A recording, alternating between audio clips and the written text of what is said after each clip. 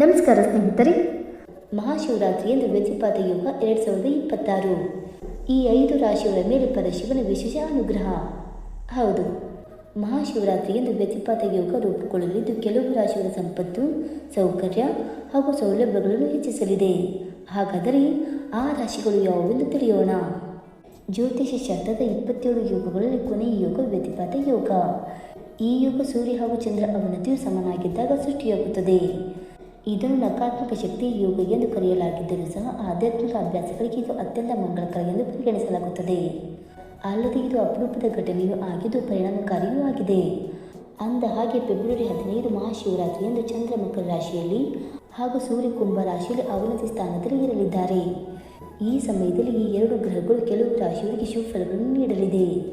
ಹಾಗಾದರೆ ಮಹಾಶಿವರಾತ್ರಿಯಂದು ಯಾವ ರಾಶಿಯವರಿಗೆ ಮಂಗಳಕರ ಫಲ ಸಿಗಲಿದೆ ಎಂದು ತಿಳಿದುಕೊಳ್ಳೋಣ.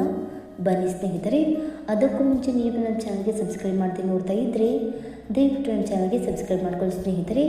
ಹಾಗೆ ನೀವು ಕೂಡ ಶಿವನ ಭಕ್ತರಾಗಿದ್ದರೆ ವಿಡಿಯೋಗೊಂದು ತಪ್ಪದೆ ಲೈಕ್ ಕೊಟ್ಟು ಓಂ ನಮಃ ಶಿವಾಯ ಎಂದು ಕಮೆಂಟ್ ಮಾಡಿ.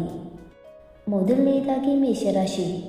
ಮೇಷರಾಶಿಯವರಿಗೆ ಸೂರ್ಯ ಹಾಗೂ ಚಂದ್ರನಿಂದ ಉತ್ತಮ ಫಲಗಳು ಸಿಗಲಿವೆ. ಉದ್ಯೋಗದಲ್ಲಿ ಉನ್ನತ ಅಧಿಕಾರವನ್ನು ನೀವು ಪಡೆಯಬಹುದು. ನಿಮ್ಮ ಕೆಲಸವನ್ನು ಗುರುತಿಸಿ ಬಡ್ತಿ ಹೆಚ್ಚಿಸಬಹುದು. ಆರ್ಥಿಕ ಜೀವನ ನೆಮ್ಮದಿಯಿಂದ ಕೂಡಿರುತ್ತದೆ.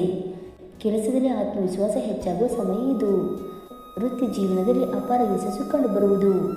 ನಿಮ್ಮೆಲ್ಲ ಹಣಕಾಸಿನ ಸಮಸ್ಯೆಗಳು ದೂರವಾಗಿ ನೆಮ್ಮದಿಯ ಜೀವನವನ್ನು ನೀವು ನಡೆಸುವಿರಿ. ಇನ್ನು ಕುಟುಂಬ ಹಾಗೂ ವೈವಾಹಿಕ ಜೀವನದಲ್ಲಿ ಸುವರ್ಣಯುಗ ಶುರುವಾಗಲಿದೆ. ಮನಸ್ತಾಪಗಳು ದೂರವಾಗಿ ನೆಮ್ಮದಿಯ ಜೀವನವನ್ನು ನೀವು ನಡೆಸುವಿರಿ. ಕುಟುಂಬ ಸದಸ್ಯರಲ್ಲೂ ನಂಬಿಕೆ ಆಳವಾಗುವುದು. ಅಲ್ಲದೆ ದೀರ್ಘಕಾಲದಿಂದ ಮನೆಯಲ್ಲಿ ನಡೆಯಬೇಕಿದ್ದ ಶುಭ ಕಾರ್ಯಗಳು ಮತ್ತೆ ಶುರುವಾಗಲಿದೆ. ಎರಡನೆಯದಾಗಿ ಕಟಕ ರಾಶಿ. ಕಟಕ ರಾಶಿಯವರಿಗೆ ಮಹಾಶಿವರಾತ್ರಿಯಂದು ಪರಶಿವನ ವಿಶೇಷ ಅನುಗ್ರಹ ಇರಲಿದೆ. ಸೂರ್ಯನ ಕೃಪೆಯಿಂದ ನಿಮ್ಮ ಆರ್ಥಿಕ ಸ್ಥಿತಿ ಬಲಗೊಳ್ಳುವುದು. ಮನೆಯಲ್ಲಿ ಶುಭ ಕಾರ್ಯಗಳು ನಡೆಯುವುದರಿಂದ ಹಬ್ಬದ ವಾತಾವರಣವನ್ನು ನೀವು ಕಾಣುವಿರಿ.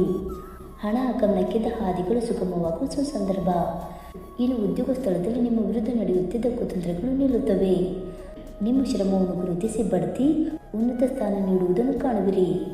ಇದಲ್ಲದೆ ಮನೆ, ವಾಹನ, ದುಬಾರಿ ವಸ್ತು, ಚಿನ್ನಾಭರಣ ಖರೀದಿಸುವ ನಿಮ್ಮ ಆಸೆ ಈಡೇರಲಿದೆ. ಮೂರನೆಯದಾಗಿ ಮೀನರಾಶಿ. ಮಹಾಶಿವರಾತ್ರಿಯಂದು ಮೀನರಾಶಿಯವರ ಕಷ್ಟಗಳು ಮಾಯವಾಗಲಿದೆ. ಈ ಸಮಯದಲ್ಲಿ ನೀವು ಮಾಡುವ ಪ್ರತಿಯೊಂದು ಕಾರ್ಯವೂ ಲಾಭದಾಯಕವಾಗಲಿದೆ. ಪ್ರತಿಯೊಂದು ಕಾರ್ಯದಲ್ಲೂ ಆರ್ಥಿಕ ಪ್ರಗತಿಯನ್ನು ನೀವು ಕಾಣುವಿರಿ. ಹಿಂದೆ ಮಾಡಿದ ಸಾಲಗಳು ತೀರುತ್ತವೆ. ಸಂಪತ್ತು ಸೌಕರ್ಯಗಳು ವೃದ್ಧಿಯಾಗುವ ಗಳಿಗೆ ಇದು. ನಿಮ್ಮೆಲ್ಲ ಆಸೆಗಳು ಈಡೇರಲು ಸೂರ್ಯ ಚಂದ್ರ ಅನುಗ್ರಹ ಇರಲಿದೆ. ಅಲ್ಲದೆ ಹಿಂದೆ ಮಾಡಿದ ಸಾಲಗಳನ್ನು ತೀರಿಸುವಿರಿ. ಮಕ್ಕಳ ಭವಿಷ್ಯದ ಬಗ್ಗೆ ಇದ್ದ ಚಿಂತೆಗಳು ದೂರವಾಗಿ ಸಂತೋಷದ ಸಮಯವನ್ನು ಕುಟುಂಬದೊಂದಿಗೆ ಆನಂದಿಸುವಿರಿ. ಅಲ್ಲದೆ ಈ ಸಮಯದಲ್ಲಿ ಕುಟುಂಬ ಸಮೇತ ಧಾರ್ಮಿಕ ಸ್ಥಳಗಳಿಗೆ ಭೇಟಿ ನೀಡಬಹುದು. ನಿಮ್ಮ ಆರ್ಥಿಕ ಜೀವನ ಸಂತೋಷವಾಗಿರುವುದು ಮಾತ್ರವಲ್ಲದೆ ಮನೆಯ ವಾತಾವರಣವು ಸಂತೋಷದಿಂದ ಕೂಡಿರಲಿದೆ. ನಾಲ್ಕನೆಯದಾಗಿ ವೃಶ್ಚಿಕ ರಾಶಿ. ವೃಶ್ಚಿಕ ರಾಶಿಯವರಿಗೆ ಇದು ವಿಶೇಷ ಸಮಯವಾಗಿದೆ. ಮಹಾಶಿವರಾತ್ರಿಯಂದು ವೃಶ್ಚಿಕ ರಾಶಿಯ ಅದೃಷ್ಟ ಕುಲಾಯಿಸಲಿದೆ. ಹಳೆಯ ಸಮಸ್ಯೆಗಳಿಗೆ ಪರಿಹಾರ ಸಿಗುವುದು. ಹಣ ಆಗಮನಕ್ಕಿದ್ದ ಹಾದಿಗಳು ಸುಗಮವಾಗುವ ಕಾಲ ಇದು. ಆರ್ಥಿಕ ಜೀವನ ನೆಮ್ಮದಿಯಿಂದ ನಡೆಸಲು ಸಾಧ್ಯವಾಗಲಿದೆ. ಸ್ವಂತ ವ್ಯಾಪಾರ ಮಾಡುವವರಿಗೆ ಈ ಸಮಯದಲ್ಲಿ ಹೆಚ್ಚು ಲಾಭವನ್ನು ಗಳಿಸುವರು. ಹಿಂದೆಂದೂ ಕಾಣದ ರೀತಿಯಲ್ಲಿ ಈ ರಾಶಿಯವರು ಮುಂದುವರಿಯುತ್ತಾರೆ. ವಿದೇಶದಲ್ಲಿ ಹೂಡಿಕೆ, ಲಾಟರಿಯಿಂದ ಲಾಭ ಸಿಗಬಹುದು.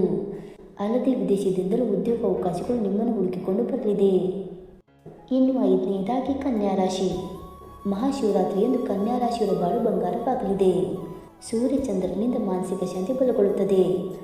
ಎಲ್ಲವನ್ನು ಜಯಿಸುವ ಶಕ್ತಿ ಇರುವುದು. ಅಪೂರ್ಣ ಕೆಲಸಗಳು ಪೂರ್ಣಗೊಳ್ಳುತ್ತವೆ.